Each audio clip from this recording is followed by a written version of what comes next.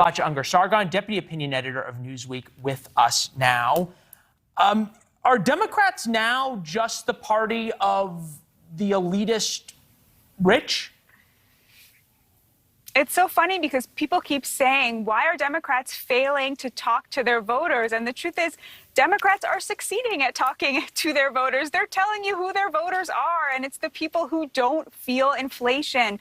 And you can tell exactly who their voters are by looking at what they are excited about right now, what they are talking about instead of inflation, instead of crime. What they're talking about is abolishing $50,000 in student loans, getting rid of Title 42, continuing with the COVID precautions. They're talking to a very elite, very highly educated, and, plus, $500,000 or more a year. That's what the IRS found from 2020. They found that the Democrats, their voters, they had 65% of Americans making more than $500,000 a year voted for Democrats, and 74% of Americans making under $100,000 a year voted for the Republicans. That's what you're seeing here. I don't know if Republicans have an answer to inflation, but they know that their voters are experiencing it and they're talking to them.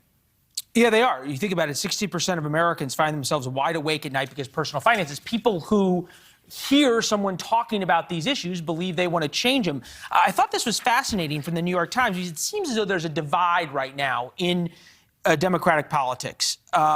Opinion, a Biden bloodbath from Charles M. Blow. There's an old saying in some variation. People will forget what you said, but they won't forget how you made them feel. Biden isn't constantly tweeting and hammering it up for the cameras. In fact, too often he is shielded away from interviews, and his residence has left a void of emotional connection to him. Is it the lack of emotional connection or the lack of empathy by Democrats for the voters that you talk about?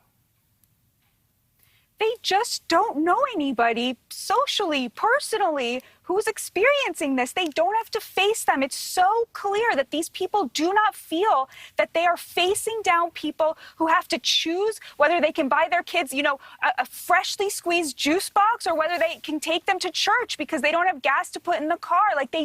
They are totally insulated from people, from 60% of Americans who are kept up at night with these devastating decisions. It's true. Biden did not cause inflation, but he doesn't seem to have any way of talking about it, of dealing with it, of solving it. They are telegraphing to voters every day, this wasn't our fault, and also we have no way of fixing it. So why should anybody vote for them? John Harwood, well, let me ask you this. How painful is it for you, who is a progressive, who is someone who believes in the ideals of the Democratic Party as they are written, not necessarily as they play out, to say what you just said? I mean, it's very upsetting to turn on Fox News and see them talking about crime and talking about inflation and thinking, well, okay, I know that their answer, the Republicans' answer to inflation is trickle-down nonsense that immiserates the poor and the working class. I know that all too often their response to skyrocketing crime is things like stop and frisk that are racist and unconstitutional, right? So one side is talking about the problems, but their solutions are really problematic, and the other side has neither solutions nor are they willing to even talk about the problem. Wow. So one feels really politically homeless right now. What's the why? Why aren't they willing to talk about it? And what will it take for Democrats to come back to a Bill Clinton centrist Democrat type of leadership that can feel your pain? The denial is running so deep. There was a new Pew study that came out a couple days ago that found that when they surveyed Black Americans, their number one issue, the number one priority that they had was crime and violence. The number two issue was the economy, and the number three issue was housing, okay?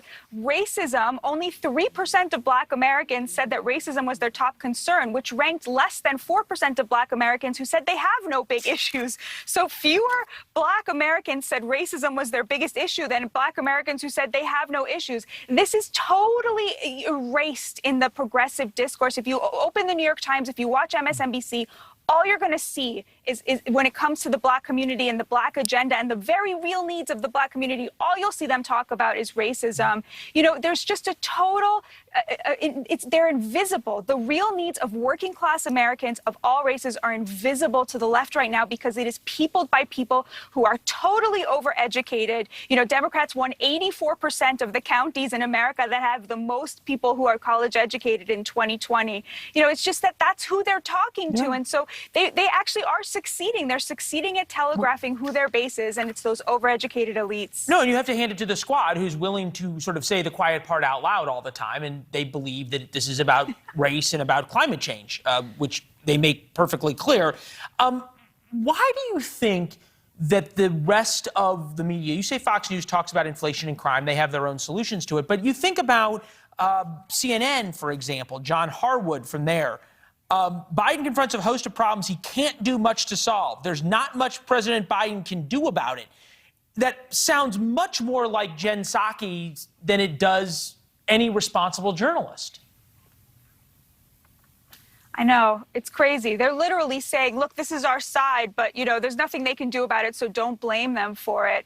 If there's nothing they can do about it, they need to get out of the way and let people show up who are going to govern this country and bring, some sense of rule of law back and some sense of telling Americans how they're going to afford to feed their families. Somebody has to do that. And if the Democrats are literally willing to say we have no answers, they need to step aside and let somebody else take over. Real quick, Batya, you travel in the elite circles of Democratic politics. You live in New York. These may not be your friends, but they're certainly your acquaintances. Is there starting to be a realization in the elite leadership of the Democratic Party that Elizabeth Warren, who says the answer is pass climate change and spend more money as an answer to inflation, might cause a problem come in November? Or, like the media, are they blind to it too?